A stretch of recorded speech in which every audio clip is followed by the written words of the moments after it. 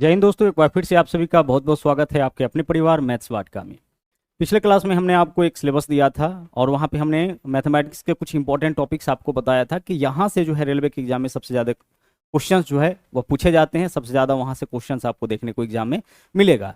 तो उनमें से एक इंपॉर्टेंट टॉपिक आपका था क्वाड्रेटिक इक्वेशन यानी कि द्विघात समीकरण। तो आज के क्लास में हम लोग क्वाड्रेटिक इक्वेशन को देखेंगे। क्वाड्रेटिक इक्वेशन के अंदर से 3 से 4 क्वेश्चंस जो है वो आपका हर सेट में जो है पूछा गया है, तो इसके हिसाब से यह टॉपिक आपका बहुत इंपॉर्टेंट हो जाता है। तो अच्छे से जो है वो एक एक कॉन्सेप्ट यहाँ पे आप समझिएगा।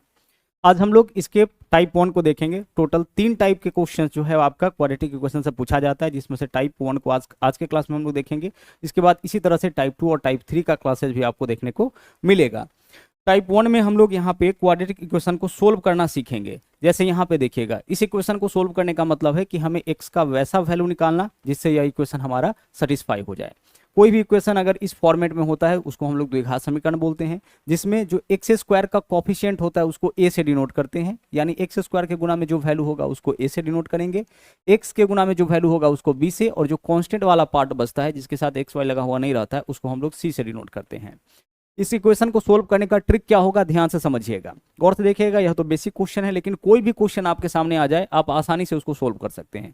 आपको ऐसे क्वेश्चन में ना सिर्फ चेक करना होता है बी के साइन को। किसके साइन को चेक करना होता है? सिर्फ बी के साइन को चेक करना होता है कि बी का साइन पॉजिटिव है कि नेगेटिव। अगर बी का साइन पॉजिटिव है, ध्यान से समझिएगा, अगर बी का साइन पॉजिटिव है तो हमें क्या करना है कि बी और सी दोनों का साइन चेंज कर देना है। अभी जल्दी यह सब चीज आपको समझ में आ जाएगा। फिलहाल यहाँ पे समझिए कि बी का साइन अगर पॉजिटिव है तो बी और सी दोनों का साइन चेंज करिए, लेकिन बी का साइन अगर नेगेटिव है उस केस में केवल और केवल आपको बी का साइन चेंज करना है। कभी कभी एग्जामिनेशन में क्वेश्चन ऐसे भी पूछ देता है कि x का जो दोनों वैल्यू आएगा वह किस तरीके का होगा, दोनों पॉजिटिव होगा या दोनों नेगेटिव होगा, या एक पॉजिटिव होगा एक नेगेटिव होगा, किस तरह का होगा, केवल आपको चिन्ह बताना होता है। तो वहां पे आप डायरेक्टली आंसर कर सकते हैं अगर यह ट्रिक आपको पता होगा तो हमने आपसे क्या कहा कि केवल आपको b का साइन देखना है। b का साइन अगर पॉजिटिव है तो b और c दोनों का चिन्ह बदलिए, लेकिन b का साइन अगर नेगेटिव है तो केवल b का चिन्ह यहाँ पे बदलेगा। तो यहाँ देखिए क्या है, यहाँ पे b का चिन्ह नेगेटिव है तो केवल b का चिन्ह बदलिए, तो b माइनस में है तो यहाँ प्लस, और c प्लस में है तो यहाँ लिखेंगे हम प्लस। ठीक है, चलिए ध्यान से समझिएगा क्या है यहाँ पे, केवल b का साइन जो है वो नेगेटिव है, तो b का साइन नेगेटिव होने के केस में हम लोग क्या करेंगे, केवल b का साइन चेंज करेंगे। साइन चेंज करने का मतलब है कि जो माइनस में होगा उसको प्लस में कर देंगे, जो प्लस में होगा उसको माइनस में कर देंगे। अब हमें क्या करना है, अब हमें यहाँ पे ना ऐसा नंबर चुनना है जिसको गुना करने पर 42 और अगर यहाँ प्लस रहे तो जोड़ने पर 13। हमें क्या करना है, ऐसा नंबर चुनना है जिसको गुना करने पर 42 और अगर हम उसको जोड़ दे तो कितना आ जाए, जोड़ दे तो 13 आ जाए। तो आप बोलोगे कि सर ऐसा नंबर 7 और 6 तो है, क्योंकि 7 और में 6 से गुना करेंगे तो 42 हो जाएगा और 7 में 6 जोड़ेंगे कितना हो जाएगा, 13 हो जाएगा। तो आप क्या करिए, जो बड़ा वैल्यू है उसको पहले लिख लीजिए। ठीक है, बड़ा वैल्यू 7 और 6 में से क्या है, 7, उसको पहले लिख लीजिए और छोटा वाला वैल्यू बाद में लिख लीजिए। यही क्या होगा, यही हमारा आंसर हो जाएगा। यानी जब आप इस इक्वेशन को सोल्व करिएगा तो x का जो 2 वैल्यू निकलेगा उसमें से एक 7 है, दूसरा 6 है। आप इसमें 7 और 6 रख के देख सकते हैं, ये इक्वेशन आपका क्या हो जाएगा, सेटिस्फाई हो जाएगा। आगे बढ़ते हैं, अगला क्वेश्चन देखते हैं। अभी कई सारे इंपॉर्टेंट क्वेश्चंस यहाँ पे हम लोग करने वाले हैं। फिर से देख लीजिए, यहाँ पे क्या करेंगे, हम चेक करेंगे किसका साइन, बी का साइन। तो बी का साइन क्या है इस बार, प्लस। तो बी का साइन अगर प्लस हो तो बी का भी चिन्ह बदलेगा, यानी प्लस है तो माइनस, और सी का भी चिन्ह बदलेगा, सी प्लस है तो माइनस। बी पॉजिटिव रहने के केस में क्या करना है, बी और सी दोनों का साइन चेंज करना है। अब हमें क्या करना है, अब हमें ऐसा 2 नंबर सोचना है जिसको गुना करने पर 72 और यहाँ प्लस है तो जोड़ने पर 17। गुना करने पर 72 और जोड़ने पे 17। आप बोलोगे कि सर ऐसा नंबर तो 8 और 9 है, 9 में 8 से गुना करेंगे कितना होगा, 72 और जोड़ेंगे तो 17। तो जो बड़ा वैल्यू है उसको पहले लिख लीजिए और जो छोटा वैल्यू है उसको बाद में रख दीजिए। तो आपका आंसर इस बार क्या हो जाएगा, माइनस का 9 और माइनस का 8। यहाँ पे आप -9 और -8 रख के चेक कर सकते हैं। अगर -9 रखिएगा x के जगह पर, यही इक्वेशन आपका 0 हो जाएगा, सेटिस्फाई कर जाएगा। -8 भी x के जगह रखिएगा तो जब आप इसका कैलकुलेशन करिएगा तो इसका वैल्यू कितना आ जाएगा, 0 आ जाएगा। हमें क्या करना है, ऐसा नंबर सोचना है जिसको गुना करने पर 72 और अगर यहाँ प्लस रहे तो जोड़ने पर 17। तो गुना करने पर 72, जोड़ने पे 17, ऐसा नंबर कौन सा है, 9 और 8 है। थोड़ा दिमाग पे जोर लगाइएगा, यह नंबर आपके दिमाग में आ जाएगा। 9 और 8, बड़ा नंबर पहले लिखना है, छोटा नंबर आपको बाद में रखना है। और ध्यान रखिएगा, अगर आप चाहते कि इस इक्वेशन का जो वैल्यू यहाँ पे आया है वह सही है कि गलत, कैसे चेक करें, तो x की जगह -9 रख के देखिए ना, देखिए -9 का स्क्वायर तो प्लस का 81, नेगेटिव नंबर का भी स्क्वायर पॉजिटिव हो जाता है। यहाँ पे देखिए 17 गुने -9 कितना हो जाएगा, 153 हो जाएगा, और प्लस कितना, प्लस 72। जब आप जोड़िएगा 81 में 72 प्लस का 153, प्लस 153 में से -153 माइनस करिए, कितना हो जाएगा, 0 हो जाएगा। तो x का जो मान होता है ना, वो ऐसा मान होता है जो इसको सेटिस्फाई यहाँ पे कर रहा होता है। आगे चलिए अगले क्वेश्चन में आइए। यहाँ देखिए हमें क्या करना है, फिर से देखिए b का साइन क्या है, पॉजिटिव, तो b का भी चिन्ह बदलेगा और c का भी चिन्ह बदलेगा। चिन्ह बदलने का मतलब यहाँ प्लस है तो माइनस, यहाँ माइनस है तो प्लस। अब हम क्या करेंगे, फिर से वही चीज, ऐसा नंबर चुनेंगे जिसको गुना करने पर 60 और यहाँ माइनस है तो घटाने पे 17। देखिए गुना करने पे 60 और घटाने पे 17, बहुत ईजी हो गया चीज। तो ऐसा नंबर 20 और 3 है, क्योंकि 20 में 3 से गुना करेंगे 60 और 20 में से 3 घटाएंगे तो 17 हो जाएगा।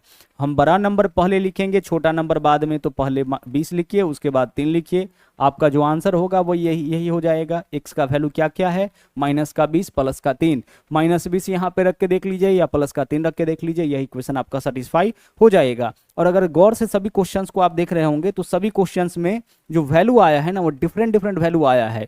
यानी पहले में दोनों, एक जगह दोनों प्लस, एक जगह दोनों माइनस, एक जगह एक प्लस एक माइनस, इस तरीके से। इस क्वेश्चन में आइए देखिएगा क्या करना है, हमें क्या करना है, बी का साइन देखना है। बी क्या है, नेगेटिव है, इसका मतलब केवल बी का चिन्ह बदलेगा, सी का जो चिन्ह है वही रहेगा। अब हमें क्या करना है, ऐसा नंबर चुनना है जिसको गुना करने पर 150 आ जाए। गुना करने पर कितना आ जाए, गुना करने पर 150 आ जाए, और घटाने पे 5 आए। घटाने पे कितना आ जाए, घटाने पे आपका 5 आ जाए। गुना करने पर 150 और घटाने पे 5, ऐसा दो नंबर बताइए। आप बोलोगे सिर्फ 15 और 10 है, क्योंकि 15 में 10 से गुना करिएगा 150 हो जाएगा, और 15 में से 10 घटाइएगा कितना हो जाएगा, आपका 5 हो जाएगा। बड़ा नंबर पहले, छोटा नंबर बाद में, यही आपका आंसर हो जाएगा। देखिए बहुत ईजी यह आपका बन जाता है। हमें क्या करना है, ऐसा नंबर चुनना है जिसको गुना करने पर 150 और यहाँ माइनस रहे तो घटाने पर 5। ठीक है, तो गुना करने पर 150, घटाने पर 5, ऐसा नंबर होगा 15 और 10। 15 में 10 से गुना करिएगा 150, 15 में से 5 10 माइनस करिएगा 5 हो जाएगा। सॉरी। तो बड़ा नंबर आपको पहले रखना है और छोटा नंबर क्या करना है, छोटा नंबर आपको यहाँ पे बाद में रखना है। यही क्या होगा आपका, यहाँ पे x का मान हो जाएगा। आगे चलिए अगले क्वेश्चन में आइए। यहाँ देखिए, इस क्वेश्चन को करने से पहले देख लीजिए, जो आप यहाँ पे देख पा रहे होंगे, यहाँ पे x का मान एक पॉजिटिव एक नेगेटिव आया, यहाँ पे पहला नेगेटिव दूसरा पॉजिटिव आया, यहाँ पे देख लीजिए दोनों नेगेटिव था, और यहाँ पे क्या था, दोनों पॉजिटिव था। तो किसी तरह का वैल्यू यहाँ पे आपका x का आ सकता है। अब आइए अगले क्वेश्चन में आते हैं। इस बार क्या है कि अब तक जो क्वेश्चंस देख रहे थे ना, उसमें सभी में एक्स स्क्वायर का कॉफिशिएंट कुछ नहीं था, मतलब 1 था। पहली बार एक्स स्क्वायर का कॉफिशिएंट कुछ आया है, तो हमें कुछ नहीं करना है। अब तक जैसे आप क्वेश्चन को सोल्व कर रहे थे वैसे ही करिए। बी का साइन चेक करिए, क्या है, पॉजिटिव, तो बी का साइन पॉजिटिव है तो बी का भी चिन्ह बदलेगा और सी का भी चिन्ह बदलेगा। दोनों प्लस में है तो दोनों को माइनस में कर दिए। अब हमें क्या करना है कि इस दोनों नंबर को आपस में गुना करना है। 5 और 18 को कितना हो जाएगा, 5 और 18 90, 18 पंचे 90। अब 90 को हमें ऐसे दो भागों में तोड़ना है जिसको जोड़ने पर 19 आ जाए। क्या करना है, 90 को ऐसे दो भागों में तोड़ना है कि जोड़ने पर कितना आ जाए, 19 आ जाए। अब बताओ 90 को कैसे तोड़ सकते हैं, तो 10 नमा 90, तो बड़ा वैल्यू आप पहले लिख लीजिए, छोटा वैल्यू आप बाद में लिख लीजिए। ठीक है, ध्यान से समझिएगा।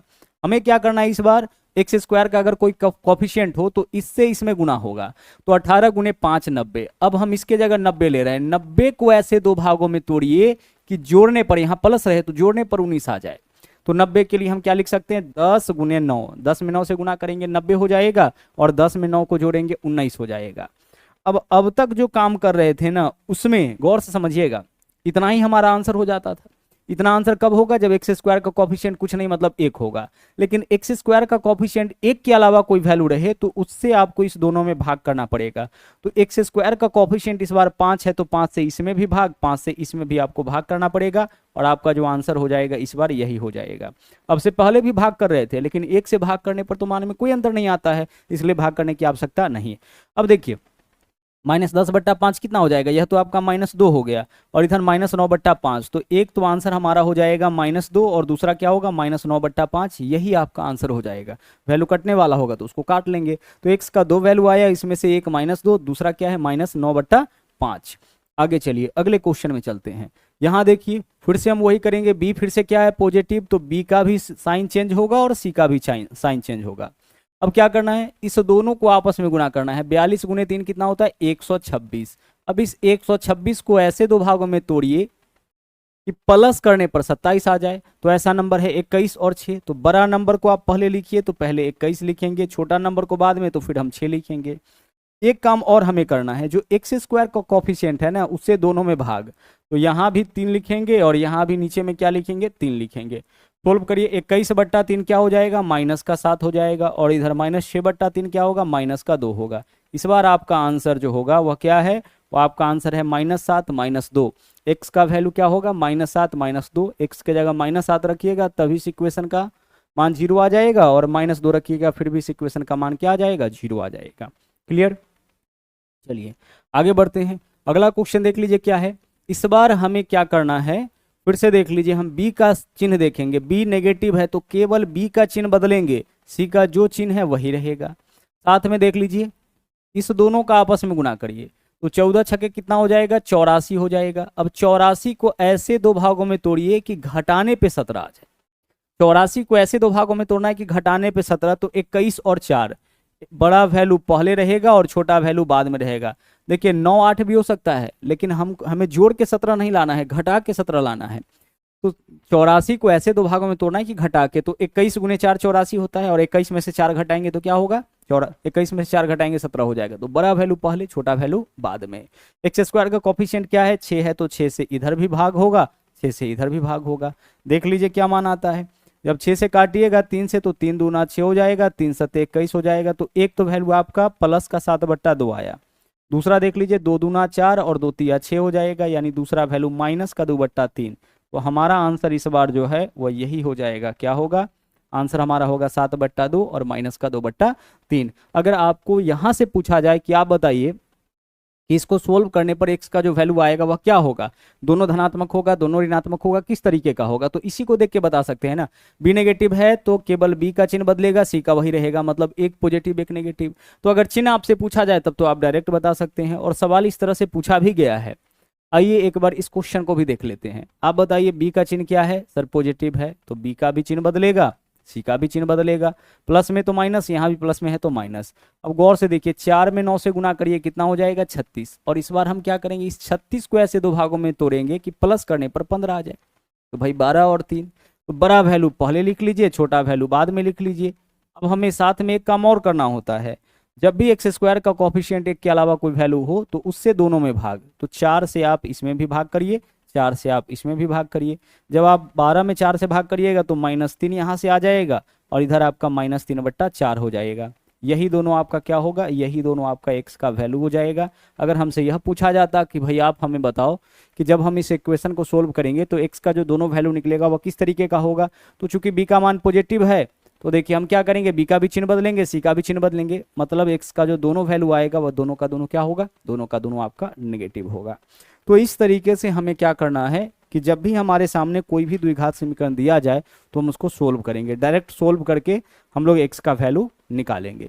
तो यह था आपका क्वाड्रेटिक इक्वेशन का टाइप 1। इसके अलावा टाइप 2 और टाइप 3, जैसा कि हमने आपको बताया कि 2 टाइप और इसमें बच रहा है, उन दोनों को भी हम लोग बारी बारी से शॉर्ट वीडियोस के माध्यम से सीखेंगे। कम समय में ज़्यादा से ज़्यादा कॉन्सेप्ट आपको यहाँ पे कराया जाएगा, बताया जाएगा, लगातार बने रहिएगा। साथ ही साथ इसका जो PDF है वह भी आपको मिलेगा मैथ्स वाटिका टेलीग्राम के ऊपर, तो क्लास के जस्ट बाद इसका PDF भी आप वहाँ से डाउनलोड जरूर करिएगा।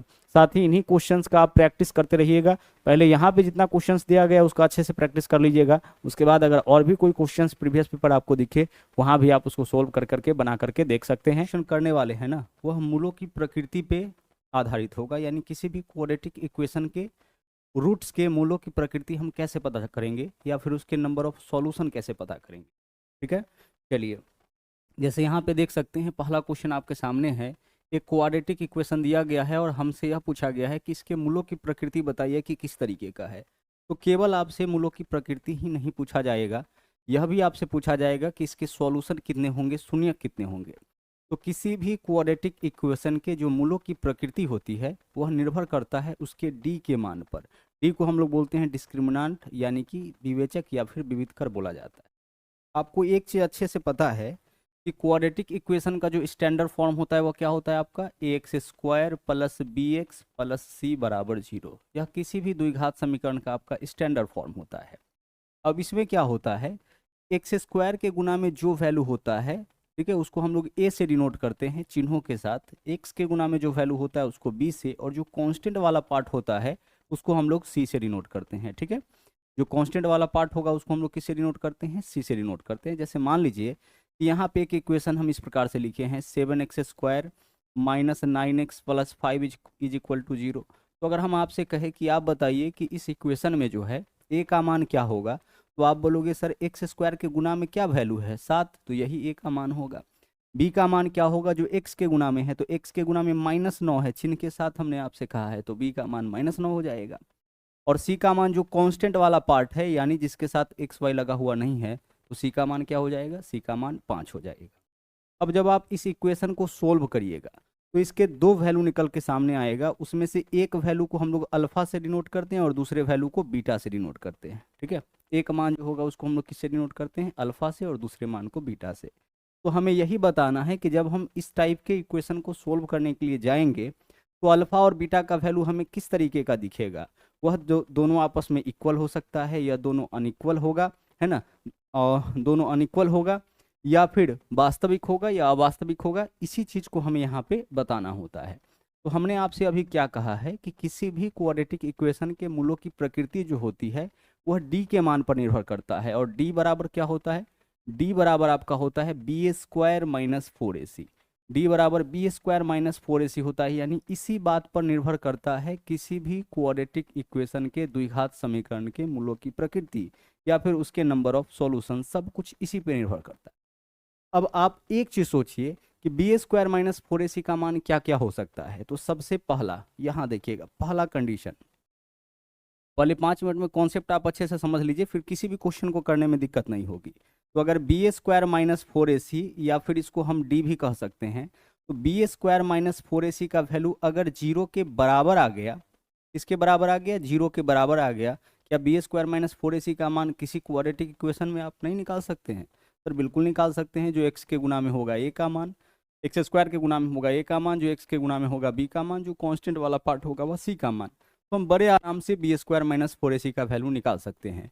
तो क्या क्या हो सकता है संभावना कि b² माइनस 4ac का मान 0 के बराबर आ जाए, या फिर देखिएगा यहाँ पे दूसरा कंडीशन क्या हो सकता है, यह हो सकता है कि b² माइनस 4ac का मान जो है वह बड़ा हो जाए, किससे, 0 से, 0 से बड़ा आ जाए। या तीसरा कंडीशन आपका हो सकता है b² माइनस 4ac का वैल्यू जो है वो आपका क्या निकले, वो आपका छोटा हो जाए, 0 से छोटा आ जाए। अब समझिए, अगर b² माइनस 4ac का मान, यहीं से शुरुआत करते हैं, 0 से छोटा आ गया, तो 0 से छोटा आने का मतलब है कि इसका कोई सॉल्यूशन नहीं निकलेगा। क्या लिखेंगे, इसका कोई वास्तविक हल नहीं होगा, कोई वास्तविक हल नहीं होगा, यानी मूलों की प्रकृति क्या होगा, अवास्तविक हो जाएगा, कोई वास्तविक हल नहीं होगा। इस बात को भी समझेंगे, नहीं होगा, ठीक है, कोई वास्तविक हल नहीं होगा, इसका मतलब इसके सॉल्यूशन का संख्या कितना होगा। हलों का संख्या अगर पूछा जाए तो आप क्या बोलोगे, इसके सॉल्यूशन का संख्या, यानी नंबर ऑफ सॉल्यूशन, यहाँ से भी पता चल रहा है ना, नंबर ऑफ सॉल्यूशंस कितने हो जाएंगे, नंबर ऑफ सॉल्यूशन 0 हो जाएंगे, क्योंकि इसका कोई वास्तविक हल आपका नहीं होगा। b² minus 4ac less than 0। अच्छा, वास्तविक और अवास्तविक क्या होता है, जैसे अगर कोई नंबर रूट के भीतर नेगेटिव चिन्ह के साथ आ गया, जैसे -3 रूट के भीतर आया है, तो यह क्या होता है, यह होता है अवास्तविक संख्या। इसके अलावा जितने भी नंबर बचते हैं सारे के सारे वास्तविक होते हैं। वास्तविक अवास्तविक में पहले डिफरेंस आप समझ लीजिए। अवास्तविक संख्या किसको बोलेंगे, रूट के भीतर कभी कोई वैसा नंबर आ जाए जो नेगेटिव चिन्ह के साथ आ जाए, तो यह होगा अवास्तविक। बाकी जितने भी नंबर है जो भी आप सोच सकते हैं सबका सब क्या होगा, वास्तविक होगा। तो यहाँ पे जो है इसका जब आप सॉल्यूशन करिएगा, किसका, जिसके b² minus 4ac less than 0 होगा, वहाँ पे आपका जो वैल्यू आएगा वह रूट के भीतर नेगेटिव चिन्ह के साथ आएगा। इसका मतलब कोई वास्तविक हल नहीं होगा। इसका कहानी आपका हो गया समाप्त। जब भी बोला जाए कोई वास्तविक हल नहीं है, आपको क्या समझना है, b² minus 4ac less than 0 होगा। अगर पूछा जाए कि कितने मतलब कितने सॉल्यूशन होंगे, हलों की संख्या कितनी होगी, तो भाई b² minus 4ac less than 0 है, इसका मतलब इसका कोई भी वास्तविक हल नहीं होगा, हलों का संख्या 0 हो जाएगा। लेकिन यहाँ देखिए, अगर b² माइनस 4ac बराबर 0 होगा, इस केस में क्या होगा कि इसका जो हल हो, सबसे पहले इसके मूलों की प्रकृति देख लेते हैं, तो इसका सॉल्यूशन आपका निकलेगा। सॉल्यूशन कब नहीं निकलेगा, जब आपका लेस देन 0 होगा। तो इसका वास्तविक हल होगा, क्या होगा, वास्तविक हल होगा। लेकिन कितना हल होगा वास्तविक? एक। तो यहाँ लिखेंगे हम एक वास्तविक हल होगा। ठीक है, एक वास्तविक हल होगा। देखिए कई चीज यहाँ से क्लियर हो गया। कई चीज क्या क्लियर हो गया? इसका हल क्या हो जाएगा? वह वास्तविक होगा। और हलों का संख्या कितना होगा? एक। यानी अगर बी स्क्वायर माइनस फोर ए सी बराबर जीरो है तो अल्फा और बीटा दोनों का वैल्यू इक्वल आ जाएगा। और इक्वल वैल्यू को हम लोग एक ही काउंट करते हैं, यानी कि सॉल्यूशन का संख्या यहाँ पे कितना आ जाएगा? एक आ जाएगा। तो हम लिख सकते हैं यहाँ पे नंबर ऑफ सॉल्यूशन जो होगा, नंबर ऑफ सॉल्यूशन कितना होगा? यहाँ पे नंबर ऑफ सॉल्यूशन एक होगा। तो जब भी क्वेश्चन में यह बोला जाए कि हलों की संख्या जो है एक है, तो आपको क्या समझना है? बी स्क्वायर माइनस फोर ए सी बराबर जीरो। अच्छा, एक हल को ऐसे ही बोला जाता है आवर्ती हल। तो आवर्ती कहने का मतलब एक ही हल दो बार आ गया। पुनरावृत्त हल, पुनरावृत्त हल का भी मतलब क्या होता है? रिपीटेड होगा सॉल्यूशन। तो पुनरावृत्त हल का भी मतलब होगा एक ही हल आपका कितना बार आ गया? दो बार, दो बार आ गया। तो अगर क्वेश्चन में यह बोला जाए कि एक हल है या मूल जो है वह समान है, ठीक है, यहाँ पे क्या कह सकते हैं? एक हल कहने का मतलब कि मूल क्या हो जाएगा? एक हल कहने का मतलब है कि मूल समान हो जाएगा। एक ही मूल दो बार आ गया इसलिए तो उसको एक काउंट किए हैं, मूल समान होगा। तो अगर बोला जाए कि मूल समान है या मूल बराबर है या पुनरावृत्त है या आवृत्ति है, सबका मतलब एक ही होता है। तो इन सब केस में आपको क्या समझना है कि बी स्क्वायर माइनस फोर ए सी बराबर जीरो। और सबसे ज्यादा क्वेश्चन यहीं से पूछा जाता है। एक हल बोले, आवर्ती हल बोले, पुनरावृत्त हल बोले, मूल बराबर बोले, मूल समान बोले।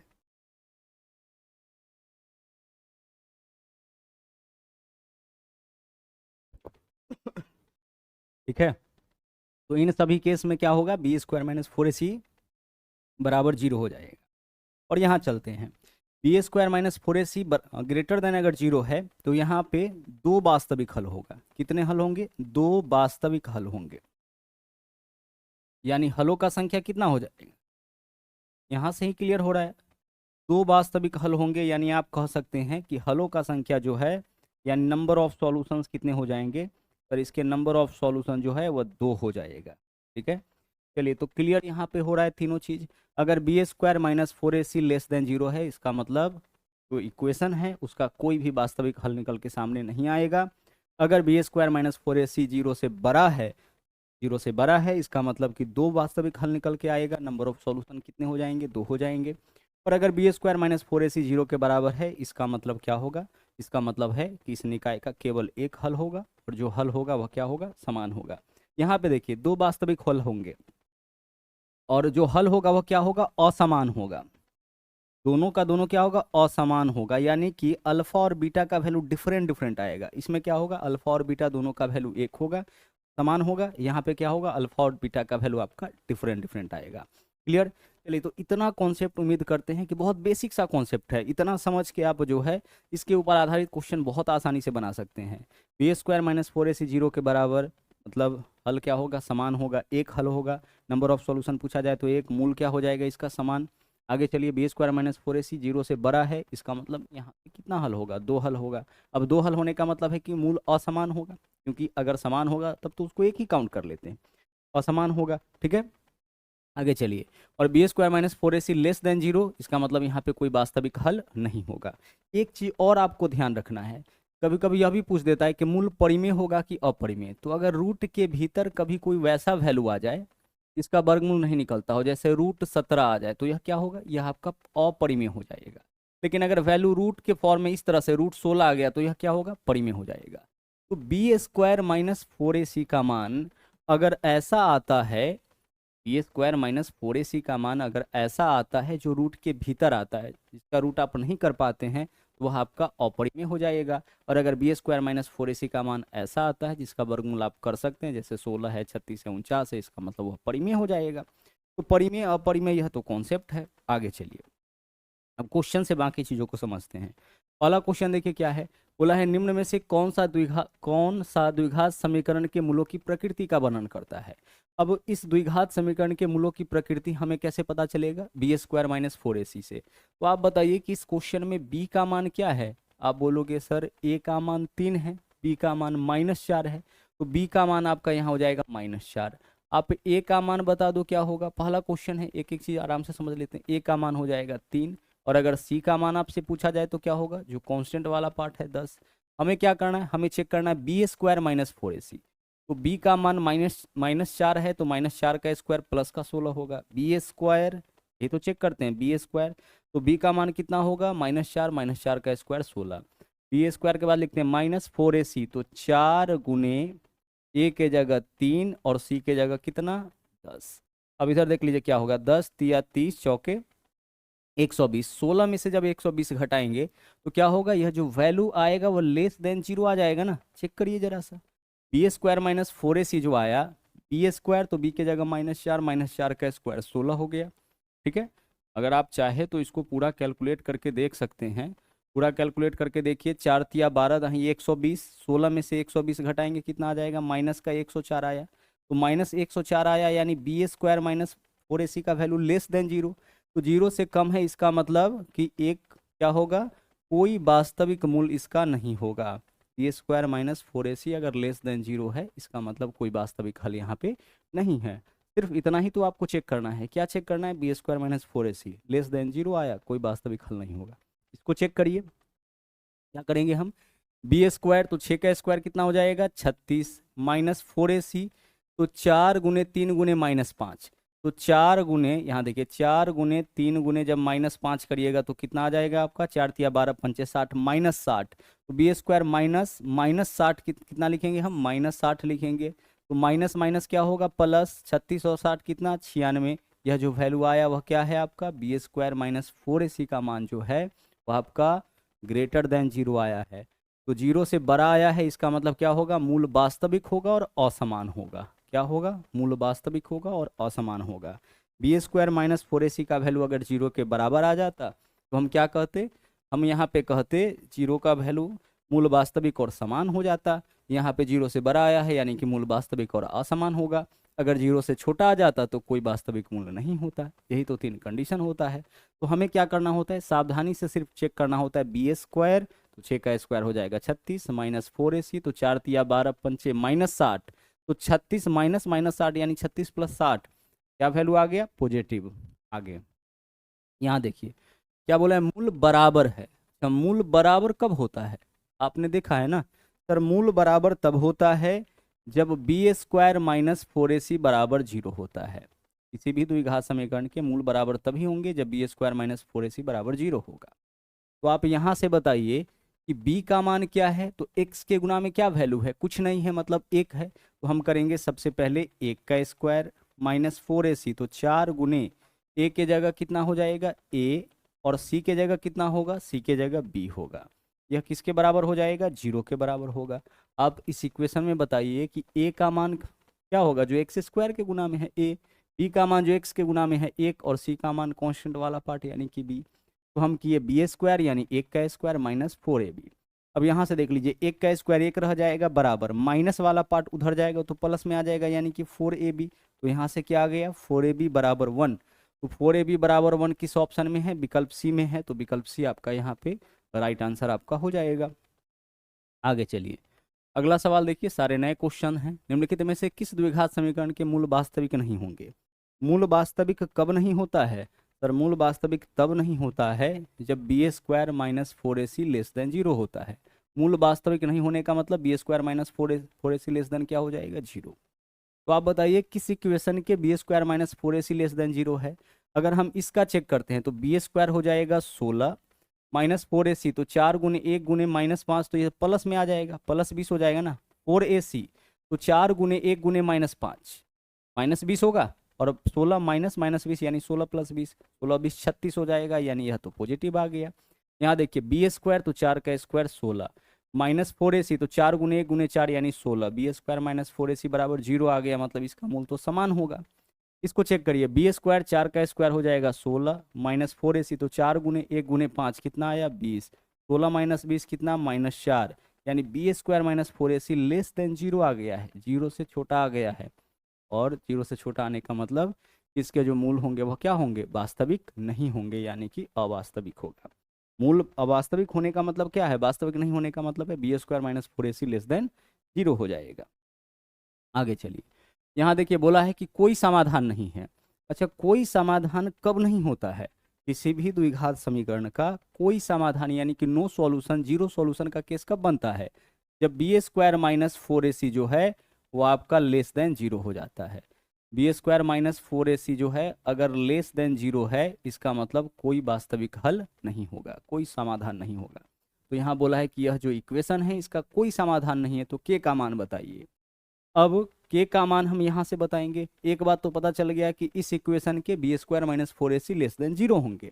अब बी का मान क्या है के, तो बी के जगह के रखिए तो के का स्क्वायर हो जाएगा माइनस 4ac, तो 4 गुने ए के जगह 3 और सी के जगह के, तो 4 तिया 12 गुने के 12 के हो जाएगा।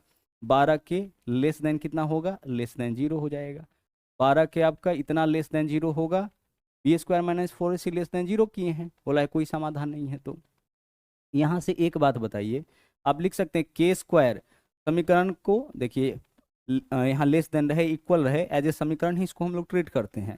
तो -12 को इसके उस तरफ ले जाएंगे, इक्वेशन के इस तरफ ले जाएंगे तो प्लस का 12 होगा, तो 12 के हो गया। यहाँ से देखिए के से काटेंगे, यहाँ के 2 बार है यहाँ 1 बार है, कट जाएगा। के का वैल्यू क्या होगा, 1 तो होगा के का वैल्यू लेस देन 12, तो लेस देन 12 जो होगा वो हमारा आंसर हो सकता है। लेकिन जब इस तरीके से कंडीशन हो तो इसको भी चेक कर लीजिए।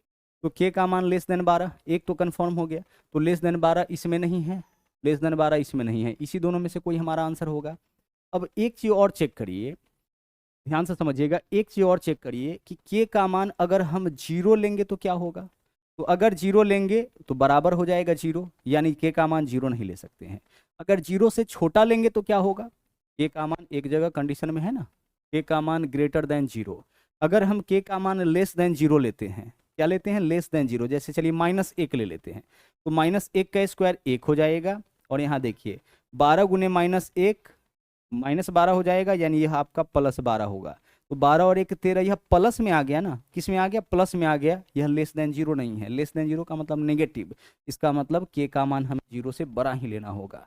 तो हमारा आंसर इसका क्या होगा, विकल्प डी हो जाएगा। के का मान क्या होगा, के का मान आपका जीरो से बड़ा, 12 से छोटा तो होगा ही, साथ ही साथ क्या होगा, जीरो से बड़ा लेना होगा, क्योंकि जीरो से छोटा अगर कोई वैल्यू लेते हैं तो यह वाला जो है मामला आपका सेटिस्फाई नहीं करता है। देख सकते हैं, जीरो से अगर छोटा कोई वैल्यू लेते हैं, जैसे जीरो से छोटा मतलब नेगेटिव वैल्यू, तो जीरो से नेगेटिव वैल्यू लेने का मतलब क्या है, नेगेटिव वैल्यू लेने का मतलब है कि यह पार्ट आपका पॉजिटिव आ जाएगा, क्योंकि -1 लेंगे तो -1 का स्क्वायर +1 आएगा। और जैसे ही इसमें किसी भी नेगेटिव वैल्यू से गुना करिएगा तो यह तो प्लस हो जाएगा ना, जैसे 12 गुने -1 -12 -12 यानी प्लस आ जाएगा। और प्लस आने का मतलब है पॉजिटिव वैल्यू कभी लेस देन जीरो नहीं होगा, यानी के का मान हमें जीरो से बड़ा लेना पड़ जाएगा। आगे चलिए, अगला क्वेश्चन 1-2 करिएगा, कॉन्सेप्ट अच्छे से क्लियर हो जाएगा। फिर से बोला है कोई हल नहीं है, तो के का मान बताइए। भाई कोई हल नहीं है ना, इसका मतलब b square minus 4ac less than zero होगा, सीधी सीधी बात है। बी स्क्वायर माइनस 4ac क्या होगा, लेस देन जीरो होगा।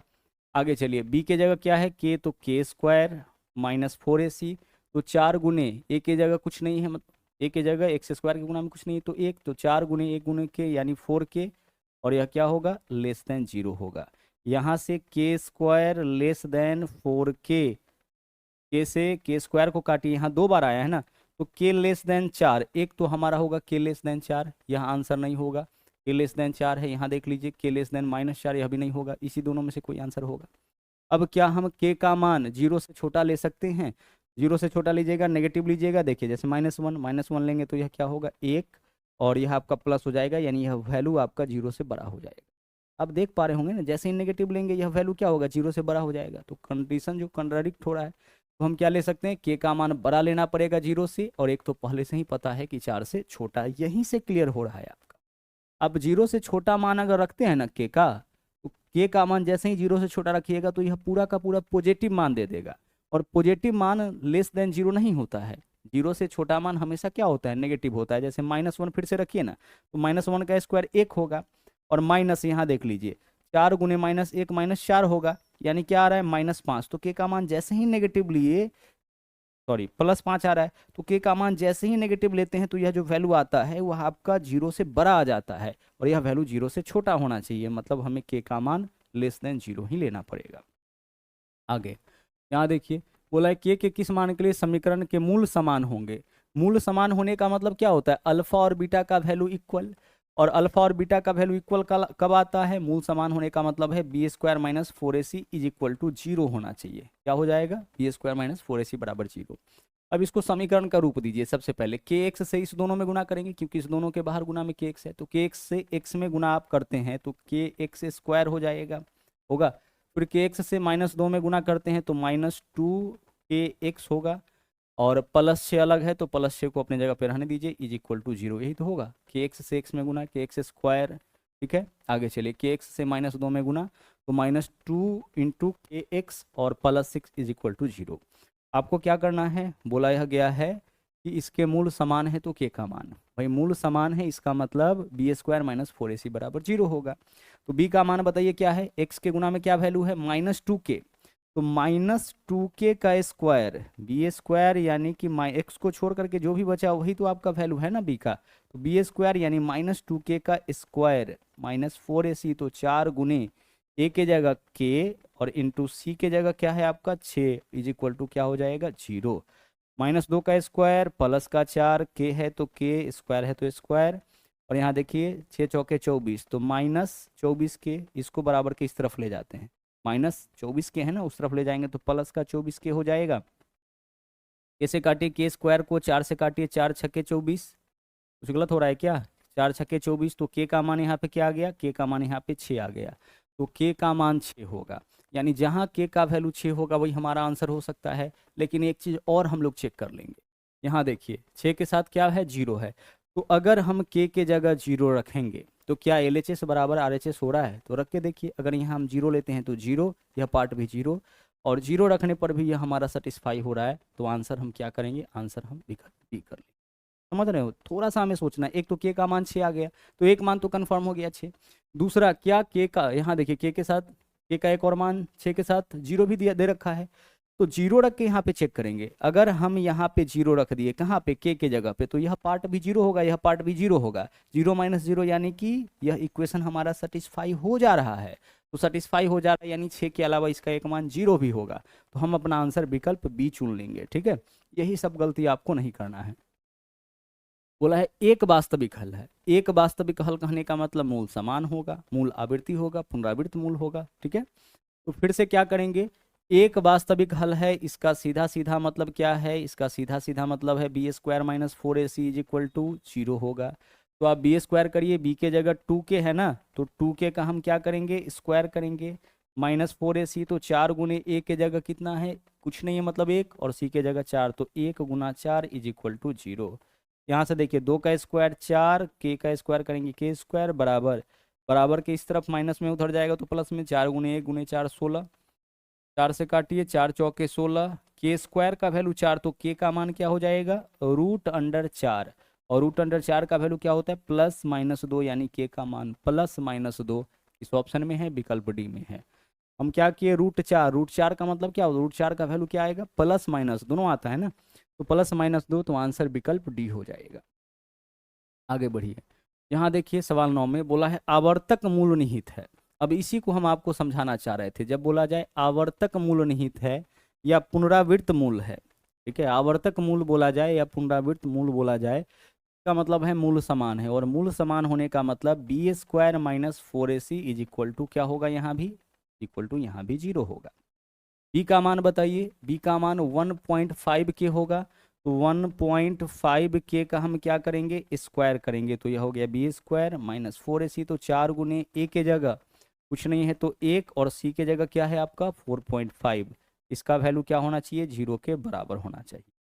देखिए एक 15 है ना, 15 का स्क्वायर कितना होता है, 225 होता है, एक अंक के बाद दशमलव स्क्वायर करेंगे, 2 अंक के बाद दशमलव, के है तो के लिखिए, स्क्वायर है तो स्क्वायर करिए, माइनस 4.5 गुने 4 कितना हो जाएगा आपका 18 इज इक्वल टू 0। यहाँ देखिए 4.5 में 2 से गुना करिएगा 9, और फिर 2 से गुना करिएगा तो 18 होगा। 4.5 में 4 से गुना करने का मतलब 2 गुना फिर 2 गुना, तो 4.5 गुना 2 9, 9 दूना 18, वैसे भी 4 में 45 चौके 180, दशमलव एक अंक के बाद तो 18 ही होगा। आगे चलिए, अब यहाँ से देख लीजिए 2.25, यही है ना, के स्क्वायर बराबर क्या हो जाएगा, -18 इधर आएगा तो +18 हो जाएगा, और 2.25 इधर गुना में इधर आएगा तो भाग में, तो के स्क्वायर का वैल्यू 18/2.25, और यहाँ से इसको सोल्व करिए, अगर पॉइंट हटाते हैं नीचे से तो ऊपर में क्या होगा, ऊपर में आपका डबल 0 आ जाएगा, 100 से गुना हो जाएगा, 25 से काटिए, 25 नमा 225, 25 से काटिए, 25 चौके 100, 9 दूना 18 हो जाएगा। 2 गुने 4 कितना आया? 2 गुने 4 यहाँ पे ये भी था ना, के गुना में क्या था आपका? ये भी था, देख लीजिए, है ना, ये भी था। तो इज इक्वल टू 0, यहाँ पे क्या आ जाएगा आपका? यहाँ भी आपका के रहेगा ना, यहाँ भी आपका क्या होगा? 18 के इज इक्वल टू 0। अब 18 के इज इक्वल टू 0 है ना, देख लेते हैं, थोड़ा गलत हो रहा है। यहाँ देखिए, b square minus 4ac is equal to 0, तो यहाँ के था ना 4.5 के, तो 18 के आ जाएगा। अब देख लीजिए, यहाँ से हम लिख सकते हैं, क्या लिख सकते हैं? 2.25, यही तो है, के स्क्वायर बराबर क्या लिखेंगे? 18 के, माइनस में इधर आएगा तो प्लस में, के से काटेंगे, के स्क्वायर कैंसिल। अब के का मान बताइए, अब के का मान 18 बट्टा गुना में इधर आएगा तो भाग में 2.25 होगा। पॉइंट हटाएंगे, ऊपर में डबल जीरो यानी 100 हो जाएगा। 25 चौके 100, 25 नमा 225, 9 दूना 18, 2 चौके कितना हो गया? 8। तो के का एक मान आपका 8 हो गया, के का एक मान 8 हो गया।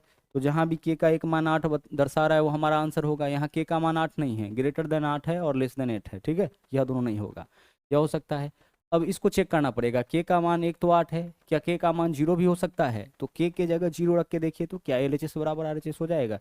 0 रखेंगे तो यहाँ भी 0, यह पूरा के गुना में है, यानी यह पूरा टर्म 0, 0 माइनस 0 0 हो जाएगा। यानी के जो है वह आपका 8 के बराबर तो होगा ही, इसके साथ साथ लेस देन आपका, सॉरी, के का मान 0 के बराबर भी होगा। तो यह था आपका मूलों की प्रकृति के ऊपर आधारित क्वेश्चन। मूलों की प्रकृति जब भी आपको पता करना हो, नंबर ऑफ सॉल्यूशन जब भी आपको पता करना हो, तो कहाँ ध्यान देना है आपको? बी स्क्वायर माइनस 4ac के मान पे। बी स्क्वायर माइनस 4ac का मान अगर 0 के बराबर है, इसका मतलब मूल समान होगा। मूल समान होने का मतलब अल्फा और बीटा का वैल्यू इक्वल आएगा। मूल समान होगा यानी उसका सॉल्यूशन निकल रहा है, तो वास्तविक मूल होगा, ठीक है। मूल क्या हो जाएगा? वास्तविक हो जाएगा। अगर b square minus 4ac greater than 0 है, 0 से बड़ा है, उस केस में हलों का संख्या 2 निकलेगा, यानी अल्फा और बीटा का डिफरेंट डिफरेंट वैल्यू आएगा। तो मूलों का संख्या जो होगा वह कितना हो जाएगा? सॉरी, 2 वास्तविक मूल होंगे, और मूल क्या हो जाएगा वहाँ पे? असमान होगा, जब ग्रेटर देन आपका 0 होगा। और अगर b square minus 4ac less than 0 हो गया तो वहाँ पे कोई वास्तविक हल निकलेगा ही नहीं, तो वहाँ पे हमें सोचना ही नहीं है कि जो हल होगा वह आपका कैसा होगा। सॉल्यूशन पूछा जाए तो अगर बी स्क्वायर माइनस 4ac बराबर 0 होगा तो एक हल होगा, b square minus 4ac greater than 0 होगा 2 हल होगा, और b square minus 4ac less than 0 होगा, इसका मतलब उस निकाय का, उस इक्वेशन का कोई भी हल नहीं होगा। बहुत ही इंपॉर्टेंट सेशन आपका आज का होने वाला है। सबसे पहले हम लोग यह देखते हैं कि क्वाड्रेटिक इक्वेशन का आपका फॉर्म क्या होता है। क्वाड्रेटिक इक्वेशन यानी द्विघात समीकरण का स्टैंडर्ड फॉर्म तो यही होता है, x square plus b x plus c is equal to 0, जहाँ पे हम लोग जो एक्स स्क्वायर का कॉफिशिएंट होता है, कॉफिशिएंट का मतलब गुना में, पीछे के क्लास में भी इस बात को देखे हैं, तो जो एक्स स्क्वायर के गुना में होता है उसको ए से डिनोट करते हैं, जो एक्स के गुना में होता है उसको बी से, और जो कांस्टेंट वाला पार्ट होता है उसको हम लोग सी से डिनोट करते हैं, ठीक है। जब आप इसको सोल्व करते हैं तो एक्स का 2 वैल्यू निकल के सामने आता है, इसमें से एक वैल्यू को हम लोग अल्फा से डिनोट करते हैं और दूसरे वैल्यू को बीटा से डिनोट करते हैं। तो अल्फा और बीटा दरअसल क्या है? एक्स का वैसा मान है जो इस इक्वेशन को सेटिस्फाई करता है, एक्स का वैसा मान जिसको यहाँ पे रखने पर बराबर में 0 आ जाएगा। अल्फा भी रखिएगा तो 0 आ जाएगा, बीटा भी रखिएगा तो 0 आएगा। तो वही क्या है? अल्फा और बीटा से दर्शाते हैं, इसी को रूट्स बोला जाता है, इसी को मूल भी बोला जाता है, ठीक है।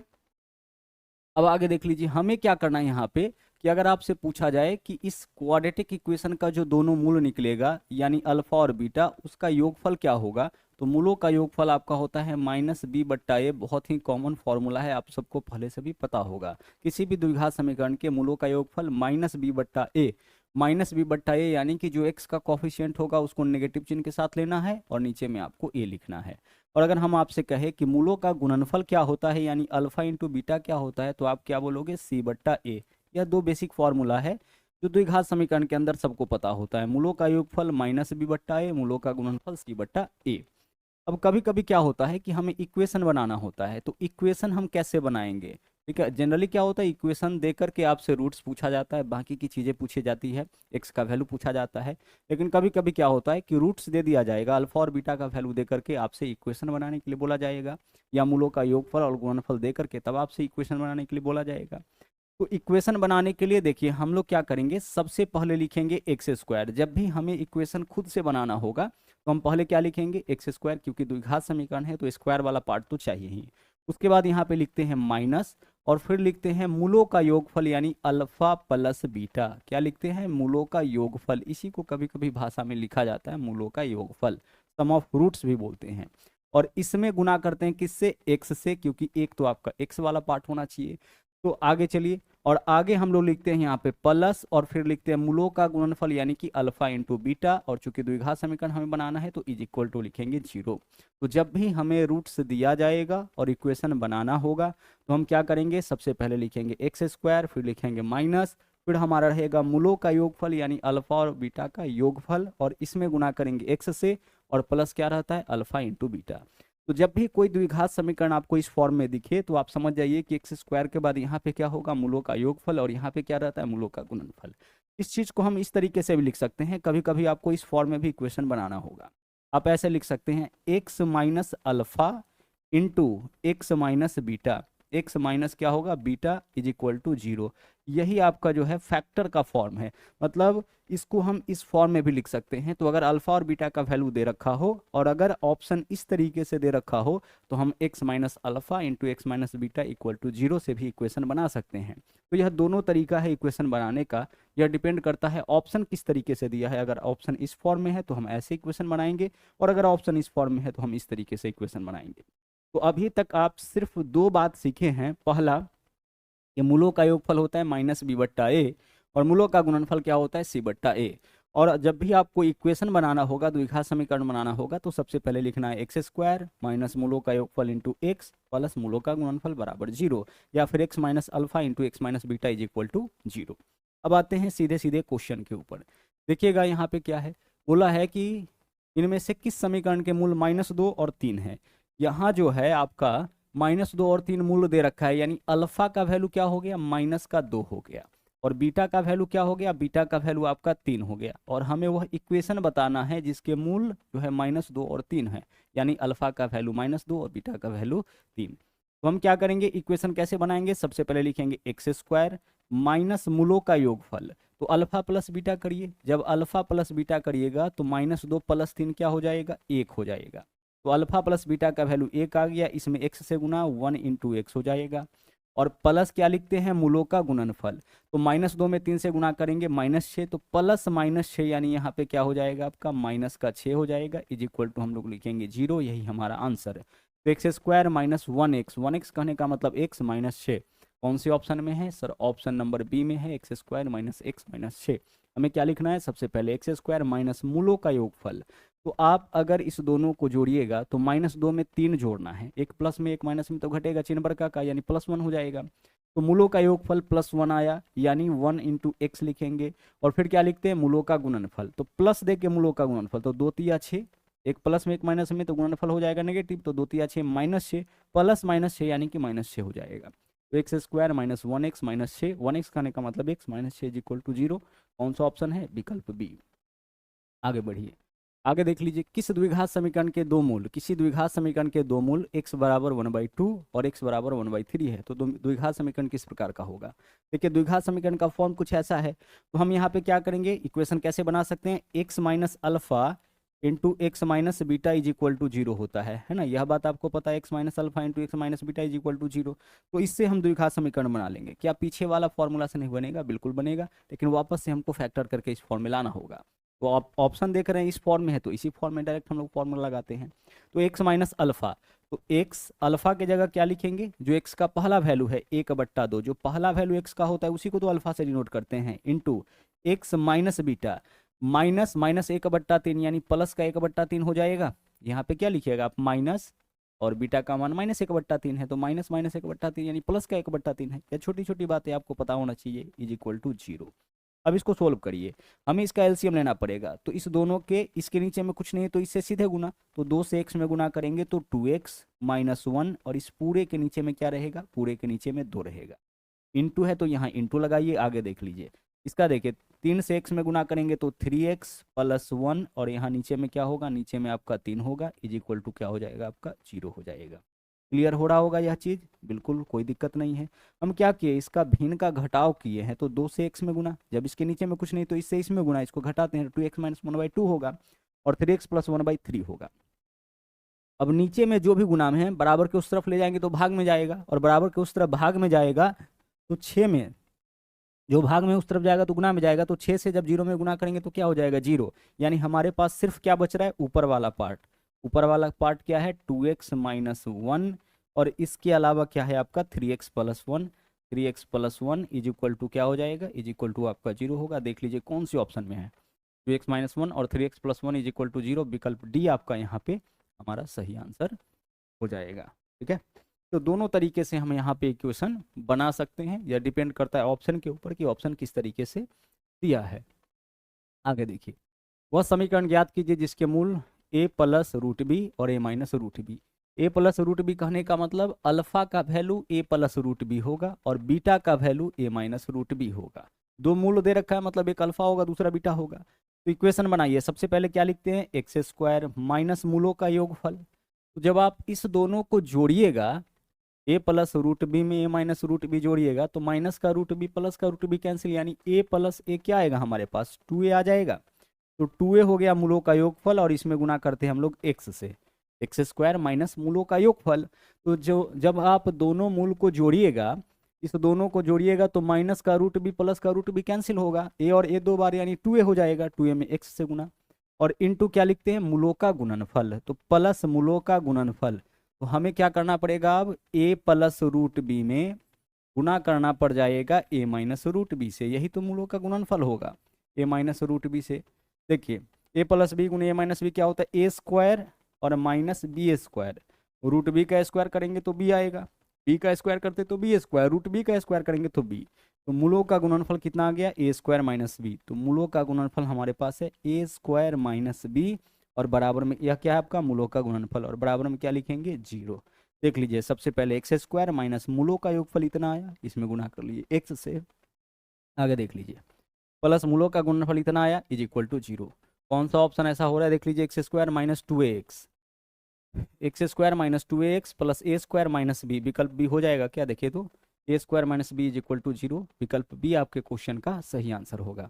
अच्छा, कभी कभी जो है इस तरीके से आपका देता भी है, मान लीजिए कि क्वेश्चन इस तरीके से दे दे 3 प्लस रूट 2 आपका एक यहाँ पे दे दे, एक मूल इतना है। तो अगर एक मूल दे दिया तो दूसरा मूल हम लोग अपने आप ले लेंगे 3 माइनस रूट 2। ध्यान रखिएगा, अगर कभी क्वाड्रेटिक इक्वेशन का एक मूल आपका इस फॉर्म में दे रखा हो तो दूसरा मूल आपका जो है वह क्या हो जाएगा, नेगेटिव वाला हो जाएगा। दूसरा मूल नहीं भी देगा तो दूसरा मूल ये हम लोग ले लेते हैं। ठीक है, जब क्वाड्रेटिक इक्वेशन को डिटेल में पढ़िएगा तो यह चीज़ क्लियर होगा। और अगर एक मूल माइनस 3 माइनस रूट 2 होगा तो दूसरा मूल अपने आप हम क्या ले लेंगे, 3 प्लस रूट 2 ले लेंगे। और जब दोनों मूल हमारे पास है यानी अल्फा और बीटा दोनों का वैल्यू है, तो फिर हम क्या कर सकते हैं, इक्वेशन बड़े आराम से बना सकते हैं। तो यहाँ पे एक मूल दिया था ना, a प्लस रूट बी, अगर दूसरा मूल नहीं भी देता तो क्लियर था, अंडरस्टूड था क्या होता है a माइनस रूट बी, और फिर उसके हिसाब से हम लोग मूलों का योगफल निकालते, मूलों का गुणनफल निकालते और इक्वेशन बना लेते। आगे चलिए, यहाँ देख लीजिए, बोला x square minus x minus 1 बराबर 0 के मूल अल्फा और बीटा है। वही इक्वेशन कौन सा होगा जिसके मूल अल्फा बट्टा बीटा और बीटा बट्टा अल्फा होगा। ठीक है, इस इक्वेशन का मूल जो है वो आपका क्या है, अल्फा और बीटा है। हमें वह इक्वेशन बताना है जिसके मूल अल्फा बट्टा बीटा और बीटा बट्टा अल्फा होगा। एक बात बताइए, सबसे पहले अल्फा प्लस बीटा का वैल्यू यहाँ से क्या मिलेगा, हमें मूलों का योगफल इस इक्वेशन से क्या मिलेगा, माइनस बी बाई ए। तो माइनस बी का वैल्यू कुछ नहीं है, मतलब 1 होगा, तो माइनस का 1 और बट्टा क्या होगा ए का मान कुछ नहीं है तो 1, तो माइनस माइनस 1 यानी कि प्लस का 1, तो अल्फा प्लस बीटा प्लस 1 आ गया। और अल्फा इंटू बीटा बराबर क्या होगा, सी बाई ए। तो सी का वैल्यू माइनस 1, ए का वैल्यू 1, माइनस 1 बट्टा 1 क्या होगा, माइनस का 1 हो जाएगा। तो मूलों का योगफल माइनस बी बाई ए, तो माइनस बी का मान क्या है, यहाँ पे कुछ नहीं है यानी कि माइनस 1 होगा, और बट्टा क्या होगा ए की जगह कुछ नहीं तो 1, माइनस माइनस प्लस 1, 1 बट्टा 1 1 हो जाएगा। मूलों का गुणनफल सी बाई ए चिन्हों के साथ, तो माइनस 1 और एक्स स्क्वायर का कॉफिशिएंट कुछ नहीं है मतलब 1 होगा। अब यहाँ से दो चीज़ हमारे पास आ गया, अल्फा प्लस बीटा का मान आ गया, अल्फा इंटू बीटा का मान आ गया। हमें उस इक्वेशन को बताना है जिसका एक मूल अल्फा बट्टा बीटा। देखिए, तो हम सबसे पहले क्या करेंगे, एक्स स्क्वायर माइनस मूलों का योगफल। तो भाई मूल हमारे पास क्या है, अल्फा बट्टा बीटा है और साथ में बीटा बट्टा अल्फा है, यही तो है। तो मूलों का योगफल यही तो होगा, तो इतना लिखेंगे और इसके गुना में क्या लिखेंगे x, और प्लस क्या लिखेंगे मूलों का गुणनफल यानी अल्फा बट्टा बीटा इंटू बीटा बट्टा क्या लिखेंगे हम अल्फा और इज इक्वल टू 0 लिखेंगे। देखो जरा, जो इक्वेशन हमें बनाना है उसका एक रूट आपका अल्फा बट्टा बीटा है और दूसरा मूल बीटा बट्टा अल्फा है, ठीक है। इसी से इक्वेशन बनाना है ना, अल्फा बट्टा बीटा और बीटा बट्टा अल्फा से। मूलों का योगफल क्या होगा हमारे पास, अल्फा बट्टा बीटा जोड़ बीटा बट्टा अल्फा, एक यह मूल है एक यह मूल है, मूलों का योगफल इतना इंटू एक्स, और यह मूलों का गुणनफल हो गया। अब चलिए सोल्व करिए इसको। यहाँ देखिए हमारे पास क्या है, एक्स स्क्वायर को अपने जगह पे रहने दीजिए, माइनस जब आप इसको जोड़िएगा ना तो यह क्या होगा, alpha square plus beta square बट्टा अल्फा गुने बीटा, क्या होगा, इतना ही होगा आपका, और इसके गुना में क्या होगा, एक्स हो जाएगा। जब भी इस तरह के वैल्यू को जोड़ना है तो देखिए दोनों को गुना करके नीचे लिख लीजिए। जब भी इस प्रकार का वैल्यू जोड़ना हो भिन्न का जोड़, तो क्या करना है, दोनों को गुना करके नीचे, तो अल्फा गुने बीटा अल्फा बीटा होगा, क्रॉस में गुना कर लीजिए alpha square plus beta square. आप सिंपल बेसिक से एलसीएम लेकर के भी इसको देख सकते हैं, यही वैल्यू आएगा। और साथ में देख लीजिए यहाँ पे तो कट जाएगा, बीटा अल्फा कट जाएगा, यहाँ पे क्या बचेगा हमारे पास 1 इज इक्वल टू 0, यानी केवल इसका वैल्यू अगर हम पुट कर लेते हैं ना तो आंसर हमारा आ जाएगा। तो अल्फा इंटू बीटा का मान भी है हमारे पास, alpha square plus beta square का मान निकालिए। तो क्या अल्फा प्लस बीटा का मान होने पर अल्फा प्लस बीटा के होल स्क्वायर का मान नहीं निकलेगा, alpha square plus beta square का मान नहीं निकलेगा, निकल जाएगा। कैसे निकलेगा, अगर हम आपसे कहे कि अल्फा प्लस बीटा का होल स्क्वायर बराबर क्या होता है, आप बोलिएगा सर अल्फा स्क्वायर होता है प्लस बीटा स्क्वायर होता है प्लस 2 इंटू अल्फा बीटा होता है ना। ए प्लस बी का होल स्क्वायर बराबर a square plus b square plus 2ab। तो अल्फा प्लस बीटा का मान 1 है तो 1 का स्क्वायर 1 हो जाएगा, 1 का स्क्वायर क्या होगा यहाँ पे 1 हो जाएगा, बराबर इधर alpha square plus beta square और प्लस 2 इंटू अल्फा गुने बीटा। तो अल्फा गुने बीटा का मान -1 है, तो 2 गुने -1 -2 होगा, तो प्लस -2 यानी कि इधर -2 हो गया, -2 इधर आकर के 1 में जुटेगा 3, 3 वैल्यू किसका हो गया, alpha square plus beta square का। तो alpha square plus beta square की जगह हम 3 रख सकते हैं। क्या रखेंगे, यहाँ पे हम रखेंगे 3। तो देख लीजिए एक्स स्क्वायर माइनस ऊपर वाला का वैल्यू आपका आ गया कितना 3, और अल्फा इंटू बीटा का वैल्यू कितना है आपका -1 है, और प्लस इसके गुना में क्या रहेगा आपका x, और प्लस 1 इज इक्वल टू 0। यहाँ से देख लीजिए -1 इधर इसको प्लस बना देगा, यानी एक्स स्क्वायर प्लस हो जाएगा, माइनस नीचे नहीं ऊपर आता है ना, तो माइनस माइनस प्लस हो जाएगा, यहाँ 3 गुना x यानी कि 3x होगा, और प्लस 1 इज इक्वल टू 0। यही आपका answer, x square plus 3x plus 1, x square plus 3x plus 1 कौन सी ऑप्शन में है, तब प्लस में विकल्प डी में, विकल्प डी आपका यहाँ पे आंसर हो जाएगा। तो इस तरीके से हमें इक्वेशन जो है बनाना पड़ता है। इसमें बहुत सारे जो टर्म है उसको आप हटा सकते हैं तब जब आपके पास कॉन्सेप्ट अच्छे से क्लियर होगा। तो पहले आप अच्छे से इन कॉन्सेप्ट को समझिएगा और रिवीजन करिएगा, बार बार इन क्वेश्चंस को बनाइएगा। आगे चलिए, अगला क्वेश्चन क्या है, बोला है 2x square plus 7x minus 4 is equal to 0 के मूल अल्फा और बीटा है, ठीक है। तो यहाँ से आप बता सकते हैं क्या अल्फा प्लस बीटा का मान क्या होगा, मूलों का योगफल क्या होगा, सर -b बट्टा ए। तो -b यानी कि -7 और बट्टा ए की जगह 2, -7 बट्टा 2 हो जाएगा। अल्फा इंटू बीटा का मान बताइए क्या होगा, c बाई ए, सी की जगह क्या है -4 और ए का मान कितना है आपका 2, -4 बट्टा 2 यानी क्या होगा -2। तो अभी हमारे पास अल्फा प्लस बीटा है और अल्फा इंटू बीटा। हमें क्या बताना है, वह इक्वेशन बताना है जिसके मूल अल्फा स्क्वायर और बीटा स्क्वायर है। अल्फा स्क्वायर और बीटा स्क्वायर जिसके मूल होंगे वह इक्वेशन क्या हो जाएगा, एक्स स्क्वायर माइनस मूलों का योगफल। तो मूल आपका अल्फा स्क्वायर बीटा स्क्वायर है, तो मूलों का योगफल अल्फा का स्क्वायर प्लस बीटा का स्क्वायर, यही तो होगा, और इसके गुना में रहेगा एक्स। जो भी मूल होगा हम मूलों का योगफल लिखेंगे। तो अल्फा स्क्वायर बीटा स्क्वायर है तो मूलों का योगफल alpha square plus beta square into x, और प्लस मूलों का गुणनफल यानी कि अल्फा स्क्वायर इंटू क्या लिखेंगे हम, बीटा स्क्वायर लिखेंगे, और इज इक्वल टू यहाँ पे रहेगा 0। अब फिर से देख लीजिए, alpha square plus beta square का वैल्यू चाहिए जो कि हम यहाँ से निकालेंगे। अगर हम स्क्वायरिंग बोथ साइड्स करें तो अल्फा प्लस बीटा का होल स्क्वायर अगर करते हैं तो अल्फा प्लस बीटा का मान -7 है, तो 7 का स्क्वायर 49 होगा, 2 का स्क्वायर 4 होगा। यहाँ पे क्या किए हैं हम, अल्फा प्लस बीटा का होल स्क्वायर, तो -7 बट्टा 2 का होल स्क्वायर, तो -7 का स्क्वायर 49, 2 का स्क्वायर 4, और अल्फा प्लस बीटा का होल स्क्वायर क्या होता है, अल्फा का स्क्वायर प्लस बीटा का स्क्वायर प्लस 2 गुने अल्फा बीटा। तो 2 गुने अल्फा बीटा का वैल्यू क्या है -2, यानी यहाँ पे क्या हो जाएगा आपका -4 हो जाएगा। यह बात उम्मीद करते हैं कि समझ में आ रहा होगा। भाई अल्फा प्लस बीटा का जब आप होल स्क्वायर करते हैं तो क्या आता है आपके पास आता है अल्फा का स्क्वायर प्लस बीटा का square plus 2 into alpha beta, यही तो आता है, बराबर जब आप इसका स्क्वायर करिए किए हैं तो इसका भी स्क्वायर करिएगा, -7 का स्क्वायर प्लस का 49, 2 का स्क्वायर 4। अब हमारे पास देख लीजिए 2 अल्फा बीटा का मान है कितना, अल्फा बीटा का मान -2 है, तो 2 अल्फा बीटा का मान 2 गुने -2 यानी -4, तो यहाँ पे क्या हो जाएगा टर्म -4 हो जाएगा, ठीक है। तो -4 हो गया। अब -4 इधर आएगा तो +4 हो जाएगा ना, तो 49/4 और +4, यही वैल्यू किसका होगा, alpha square plus beta square का। अब वैल्यू निकालिए, 4 चौके 16, 16 में 49 जोड़ेंगे कितना होगा, 16 में 49 जोड़ेंगे 65/4, तो 65/4 alpha square plus beta square का मान आया। तो x square minus alpha square beta square का मान कितना आ गया, 65/4 इंटू क्या रहेगा एक्स, और plus alpha square into beta square को हम लिख सकते हैं अल्फा इंटू बीटा का होल स्क्वायर, तो -2 का स्क्वायर क्या होगा, +4 इज इक्वल टू 0। भाई अल्फा इंटू बीटा का होल स्क्वायर इसको लिख सकते हैं ना, अल्फा स्क्वायर बीटा स्क्वायर को, तो अल्फा इंटू बीटा का मान -2 का स्क्वायर +4 हो जाएगा। अब सब में 4 से गुना करिए, नीचे से 4 हटाना है तो सब में 4 से गुना, तो एक्स स्क्वायर में 4 से गुना करिएगा 4x स्क्वायर, जब आप इसमें गुना करिएगा 4 से तो 65 इंटू एक्स हो जाएगा, 4 से गुना करने पर 4 से 4 कैंसिल, और प्लस इस 4 में 4 से गुना करिएगा 16 इज इक्वल टू 0, 0 में 4 से गुना करिएगा, बाएं से दाएं प्रत्येक में 4 से गुना करने पर मान में कोई अंतर नहीं आएगा। 4 से गुना क्यों कर रहे हैं, क्योंकि नीचे से 4 हमें हटाना है। तो 4x square minus 65 plus 16, 4x square minus 65 plus 16 किस ऑप्शन में है, विकल्प सी में है, तो विकल्प सी यहाँ पे आंसर आपका बन जाएगा।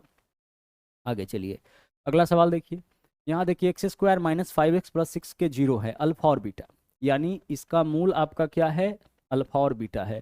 तो यहाँ से आप बताइए कि अल्फा प्लस बीटा का मान क्या होगा, -b/a, तो माइनस माइनस 5 यानी कि +5/a, ए का मान कुछ नहीं है तो 1, 5/1 यानी कितना रह जाएगा 5, तो अल्फा प्लस बीटा का मान आपका हो गया 5। देख के पता चल रहा है ना, अल्फा इंटू बीटा क्या होता है c/a, तो c का मान 6, a का मान 1, 6/1 यानी कि 6 हो गया।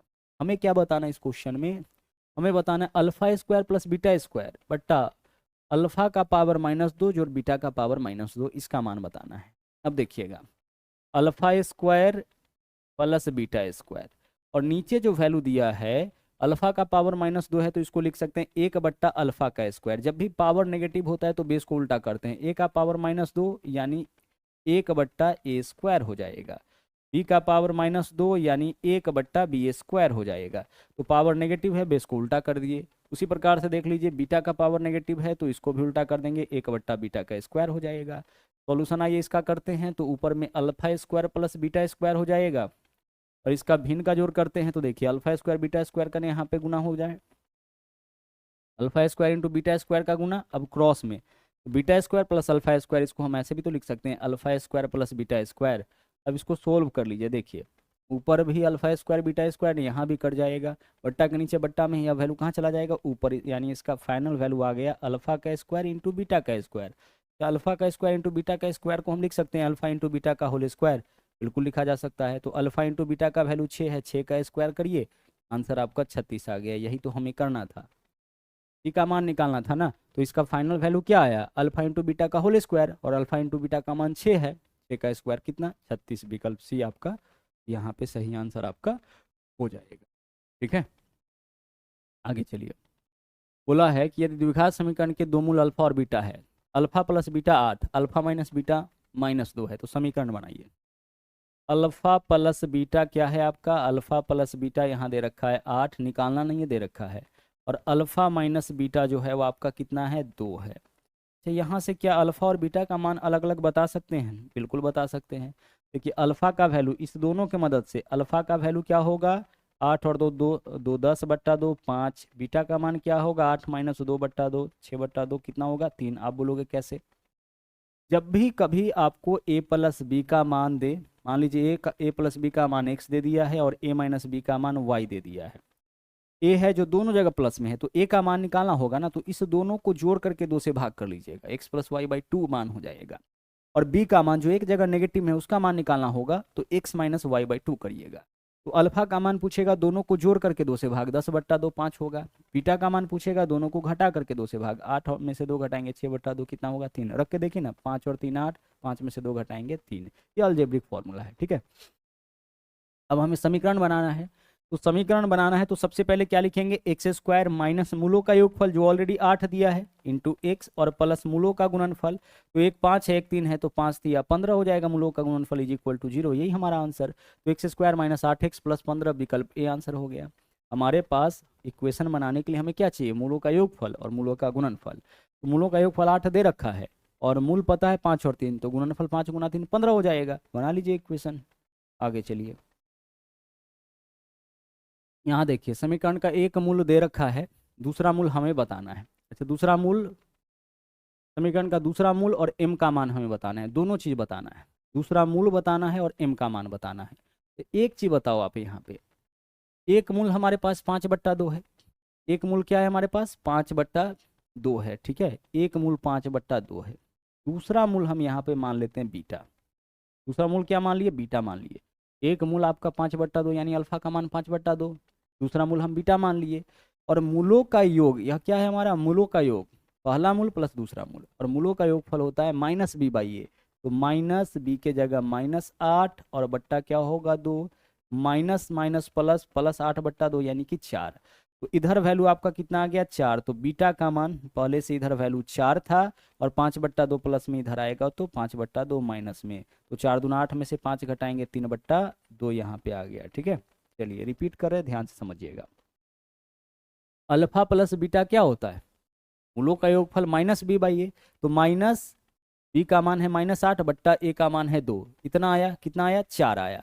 4 किसका मान आया, 5/2 प्लस बीटा यानी अल्फा प्लस बीटा का मान।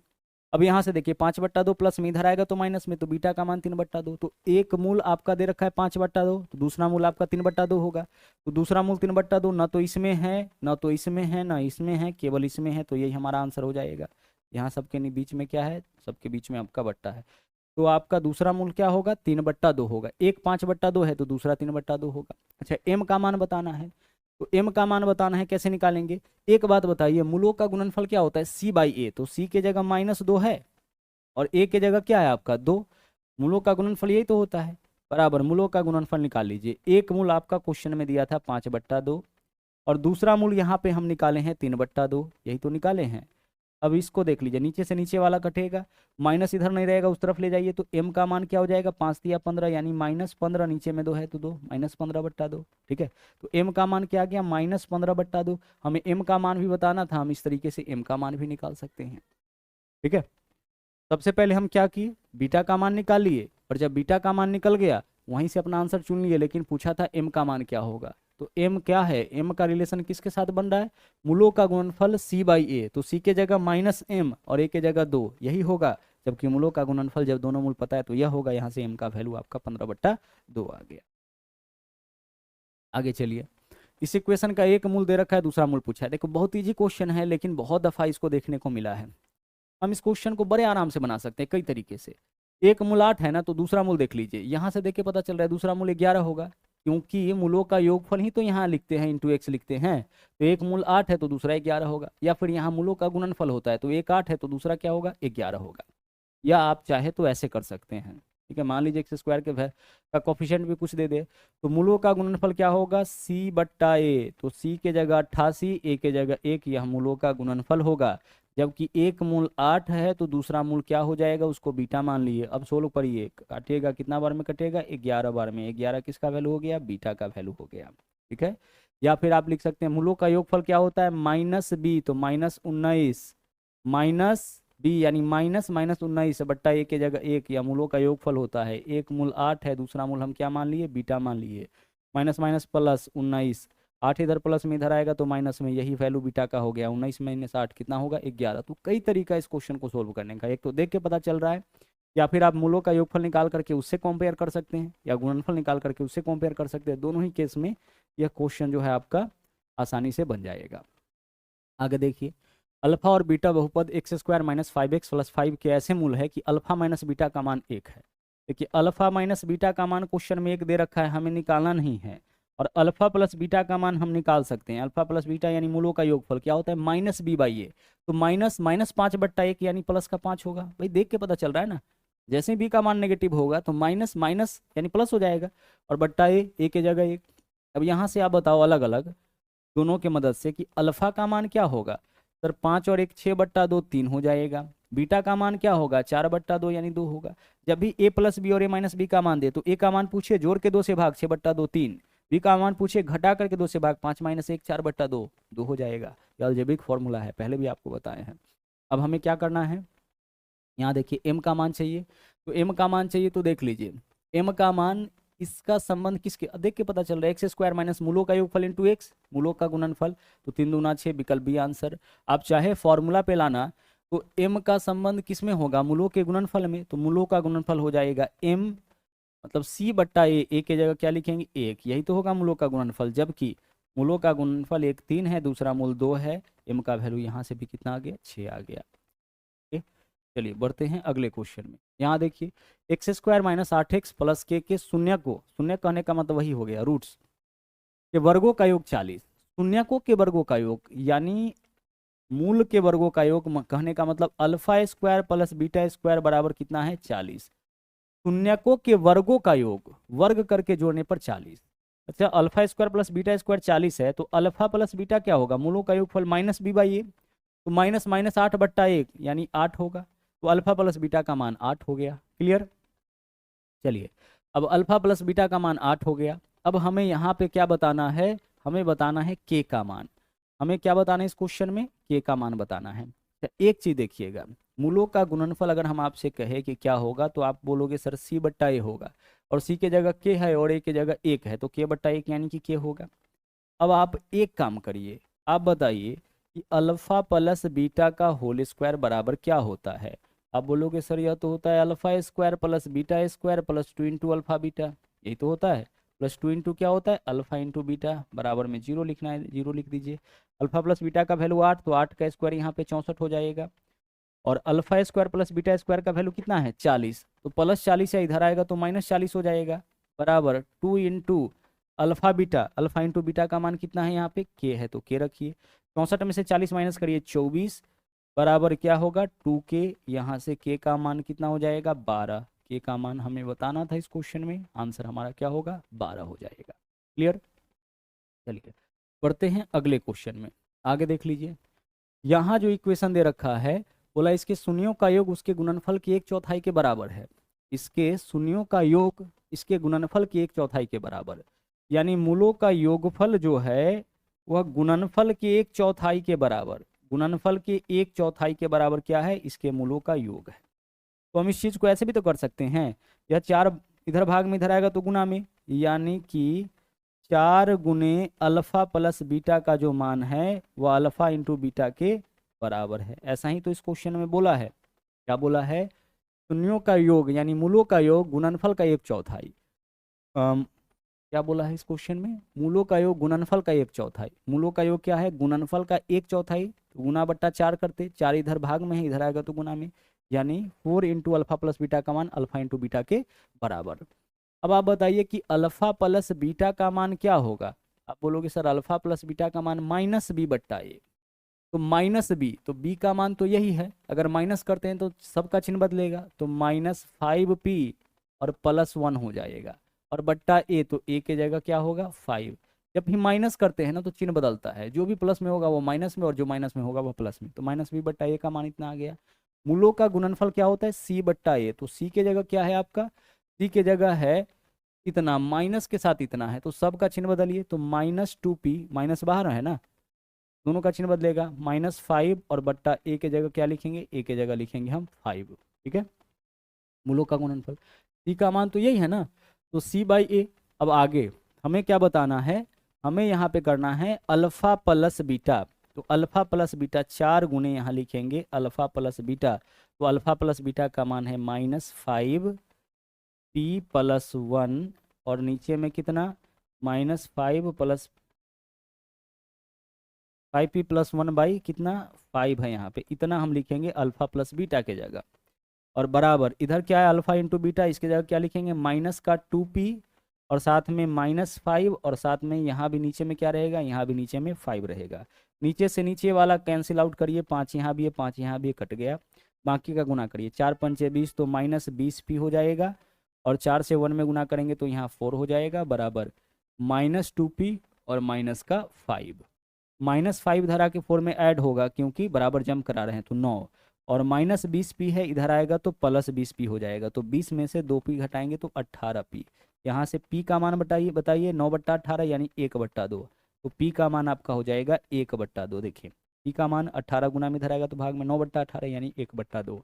हमें p का मान ही बताना था तो 1/2 आपका राइट आंसर हो जाएगा।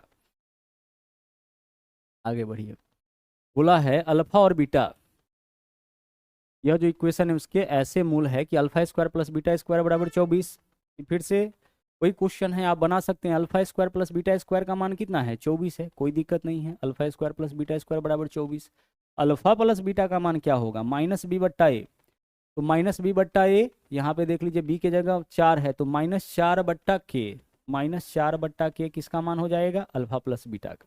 -b तो -4/a की जगह 4 के हो जाएगा अल्फा प्लस बीटा का मान। अच्छा, अल्फा इंटू बीटा का मान बता दीजिए क्या होगा? c/a। तो c की जगह 4 है, a की जगह k है तो 4/k। ये अल्फा इंटू बीटा का मान हो गया। क्लियर? अब हमें k का मान बताना है। हमें क्या करना है? k का मान बताना है। तो इन तीनों में संबंध वाला कौन सा फॉर्मूला है? सर वो फॉर्मूला है अल्फा प्लस बीटा का होल स्क्वायर। तो अल्फा प्लस बीटा का होल स्क्वायर बराबर बोलिए क्या होता है? Alpha square plus beta square plus 2 into alpha beta, यही तो होता है। सोल्व करिए। अल्फा प्लस बीटा की जगह क्या रखेंगे? -4/k। तो 4 का स्क्वायर 16, नेगेटिव भी है तो पॉजिटिव हो जाएगा, और k का स्क्वायर करेंगे k स्क्वायर बराबर alpha square plus beta square की जगह क्या रखेंगे? 24। तो यहाँ होगा 24। और अल्फा बीटा की जगह 4/k, तो 4 दूना 8/k, तो प्लस 8 क्या होगा? 8/k हो जाएगा।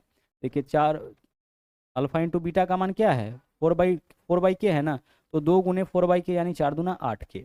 अब हम क्या करेंगे? इसको सॉल्यूशन करेंगे तो फिर क्वाड्रेटिक इक्वेशन फिर से बन जाएगा। तो हमें बताना है k का मान, तो k का मान हम यहाँ पे ऑप्शन से रखेंगे। ऐसा ऑप्शन रखेंगे जिसको यहाँ पे रखने पर यह सेटिस्फाई करता हो। तो k का मान आप ऐसा रखिएगा ना जो 8 को काट रहा हो। तो k का मान हम 3 नहीं लेंगे। शुरुआत कहाँ से करेंगे? शुरुआत हम करेंगे 4 से या 2 से। तो 4 रख के चेक करिए। तो अगर 4 रखते हैं तो 4 का स्क्वायर 16, k की जगह 4 रखना है ना, तो 16 k की जगह 4/3, तो 4 का स्क्वायर 16, 3 का स्क्वायर 9, यानी कि ऊपर में 9 हो जाएगा। तो 16 से 16 कट गया, इसका इधर वैल्यू 9 आया। और इधर देख लीजिए क्या है? 8/k की जगह क्या रखे हैं आप? 4/3, तो 4 यहाँ 3 यहाँ, 4 दूना 8, 2 3 6, इधर 6 वैल्यू आया, यानी सेटिस्फाई नहीं हो रहा है। तो k की जगह 2/3 रख के देखिए। k की जगह क्या रखना है? 2/3, तो 16k की जगह 2/3, तो 2/3 का स्क्वायर 4/9, तो 4 यहाँ आएगा, 9 यहाँ पे आएगा। देखिए तो LHS का वैल्यू कितना आ गया? 4 चौके 16, 9 चौके 36। LHS का वैल्यू इधर कितना आ गया? 36। आगे चलिए, क्या यह बराबर होगा? इधर क्या है? 24 और प्लस 8, और k का मान क्या लिए इस बार? 2/3, तो 2/3 बट्टा वाला 3 ऊपर चला जाएगा। 2 चौके 8, देख लीजिए 4 या 12, 24 कितना आ रहा है? 36। LHS बराबर RHS हो रहा है कब? जब k का मान हम कितना लिए? 2/3। तो आंसर इस क्वेश्चन का विकल्प डी हो जाएगा। हमें क्या करना पड़ा? थोड़ा ऑप्शन का हेल्प लेना पड़ गया, और बाई ऑप्शन k के जिस मान से यह इक्वेशन सेटिस्फाई कर रहा होगा वही ऑप्शन आंसर होगा।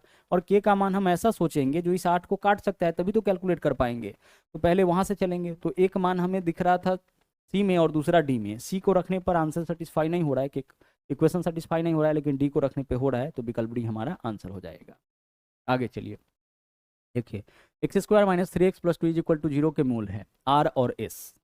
अच्छा, r और s इस इक्वेशन का मूल है, तो क्या आप r और s का मान अलग अलग निकाल सकते हैं? बिल्कुल निकाल सकते हैं। देखिए r और s का मान इस क्वेश्चन में अलग अलग हम निकाल सकते हैं। कैसे निकाल सकते हैं?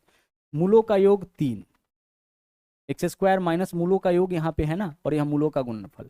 तो दो ऐसा नंबर सोचिए जिसको जोड़ने पर 3, गुना करने पर 2 आ जाएगा। तो ऐसा 2 और 1 है, इसका मतलब r का वैल्यू 2 और s का वैल्यू 1 होगा। इक्वेशन देख के पता चल रहा है कि मूलों का योगफल 3 और गुणनफल क्या है? 2 है। तो ऐसा नंबर कौन सा है जिसको जोड़ने पर 3 आए और गुना करने पे 2 आए? तो 2 और 1 है। तो अल्फा और बीटा का मान क्लियर हो गया। हमें वह समीकरण बनाना है जिसका एक मूल r² + s² और दूसरा मूल RS² है। तो एक मूल r² + s², तो क्या होगा वैल्यू? r के जगह क्या लेंगे हम? 2, तो 2 का स्क्वायर और प्लस 1 का स्क्वायर, तो 2 का स्क्वायर 4, 1 का स्क्वायर 1, यानी कि 5, तो एक मूल 5 हो जाएगा। और दूसरा है RS का होल स्क्वायर, तो RS का मान कितना हो जाएगा? आर एस का मान हो जाएगा 2 × 1 यानी कि 2, तो 2 × 1 का होल स्क्वायर, तो 2 × 1 2 ही होगा, 2 का स्क्वायर कितना 4। हमें एक ऐसा इक्वेशन चाहिए जिसका मूल r square plus s square, इसका वैल्यू 5 आ जाएगा और आर एस का होल स्क्वायर यानी 4 हो जाएगा। जो इक्वेशन बनाना है उसका मूल लेना है 5 और 4। तो अब इक्वेशन बनाइए, क्या लिखिएगा, एक्स स्क्वायर माइनस मूलों का योगफल, तो 5 और 4 9 × x हो जाएगा, और प्लस मूलों का गुणनफल, तो 5 चौके 20, यानी वह इक्वेशन होगा x square minus 9x plus 20, यानी विकल्प सी यहाँ पे सही आंसर हो जाएगा। आगे चलिए, अगला सवाल देखिए, अल्फा और बीटा द्विघात समीकरण इसके मूल है, तो हमें बताना है 2ab बट्टा a प्लस बी का मान, 2ab बट्टा a प्लस बी का मान। आप बताइए कि यहाँ पे अल्फा प्लस बीटा का मान क्या हो जाएगा, सर माइनस बी बट्टा ए। तो देखिए यह मान है ए का, यह मान आपका किसका है, बी का। तो माइनस बी अगर हम करते हैं तो यह प्लस में आ जाएगा, यानी कि 4 + √5 होगा, और ए के जगह क्या लिखेंगे हम, ए के जगह जो ए का मान है यानी 5 + √2, यह अल्फा प्लस बीटा का मान, माइनस बी बट्टा ए करेंगे ना, तो माइनस 4 + √5 यानी प्लस हो जाएगा, 4 + √5 बट्टा ए का मान इतना। अच्छा, अल्फा इंटू बीटा का मान बताइए क्या होगा, c/a। तो c का मान देखिए तो कितना है, यही तो है। अच्छा, c का जो मान है उसमें से 2 कॉमन ले लेते हैं, तो 2 कॉमन ले लीजिए तो क्या बचेगा, 4 + √5, c का मान c/a, तो a के जगह 5 + √2। जैसे आप कर रहे थे वैसे ही कर रहे हैं, यहाँ वैल्यू जो है वह लिख रहे हैं, अल्फा इंटू बीटा c/a, तो यह c का मान यह a का मान c/a कर लिए। अब आगे हमें क्या बताना है, 2 अल्फा बीटा। क्वेश्चन क्या है, 2 × अल्फा बीटा, और साथ में नीचे क्या है आपका, अल्फा प्लस बीटा का मान बताना है। तो 2 गुने अल्फा इंटू बीटा, तो अल्फा इंटू बीटा का मान क्या है, अल्फा इंटू बीटा का मान है 2 गुने 4 + √5, यह मान किसका है, 4 + √5 बट्टा 5 + √2, यह मान है आपका अल्फा इंटू बीटा का, और नीचे अल्फा प्लस बीटा का मान क्या है, यह वाला है, तो अल्फा प्लस बीटा की जगह अल्फा प्लस बीटा का मान रखिए, तो 4 + √5, और साथ में नीचे में क्या रहेगा, 5 + √2। और जब भी यह ऐसा फॉर्म आपका बनता है तो नीचे से नीचे वाला को काटते हैं, ऊपर से ऊपर वाला को काटते हैं, तो काटिए, 5 + √2 यहाँ भी है, यहाँ भी है, काट दीजिए, 4 + √5 यहाँ भी है, यहाँ भी है, काट दीजिए, क्या बचा, 2 × 2 यानी कि 4 आपके क्वेश्चन का आंसर है। ऐसे मान लीजिए कभी ऐसे रहे x + y बट्टा z + y, वैसे ऐसे रहे तो हम क्या करते हैं, देखिए इसको ऐसे लिख सकते हैं, x + y और नीचे वाला उलट के गुना, y z है, z y है, तो क्या हो जाएगा, y z हो जाएगा। तो देखिए y से y कट रहा है ना, यानी नीचे से नीचे वाला को काट लेते हैं और ऊपर से ऊपर वाला को काटते हैं, तो वही काम किए, नीचे से नीचे वाला कट गया, ऊपर से ऊपर वाला कट गया, हमारे पास क्या बच रहा है, 4। तो इस क्वेश्चन का आंसर आपका क्या होगा, 4 होगा। तो इस तरीके से हम लोग क्वाड्रेटिक इक्वेशन के जो है सभी टाइप को अच्छे से कंप्लीट कर लिए हैं। यह कुछ वैसे क्वेश्चंस थे जो आपको दिक्कत दे सकते हैं, लेकिन इसका प्रैक्टिस आपको अच्छे से करके जाना चाहिए, क्योंकि यहाँ पे जो आप आज के क्लास में क्वेश्चन देखे हैं, ऐसा सवाल बहुत ही ज़्यादा जो है वो पूछा भी गया है।